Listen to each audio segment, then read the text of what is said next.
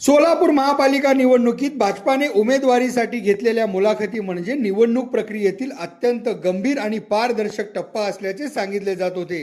मुलाखती दिलेल्या निष्ठावंत कार्यकर्त्यांनी पक्षासाठी केलेल्या त्यागाची यादी वाचून दाखवली, आंदोलनातील आठवणींना उजाळा दिला, तर काहींनी पक्षासाठी आयुष्य घालवलं हे सांगताना आवाजही भरून आला, तर काहींनी उमेदवारी नाकारल्यास जीवाचे बरे वाईट करण्याची भाषाही केली। पण काहींनी अचानक पक्षात व्हीआयपी प्रवेश करीत थेट उमेदवार म्हणून घोषित झाले, तेही मुलाखत न देता, कधी पक्षाचे सदस्य नसताना। यामुळे आता प्रश्न उपस्थित केला जात आहे की ही मुलाखत होती की निष्ठावंत कार्यकर्त्यांची परीक्षा, आणि परीक्षा होतीच तर याचा निकाल आधीच ठरलेला होता का? एकंदरीत मुलाखत म्हणजे संधी समजून येणाऱ्यांना तिकीट म्हणजे सरप्राईज ही नवीन पद्धत पाहाव्यास मिळत आहे।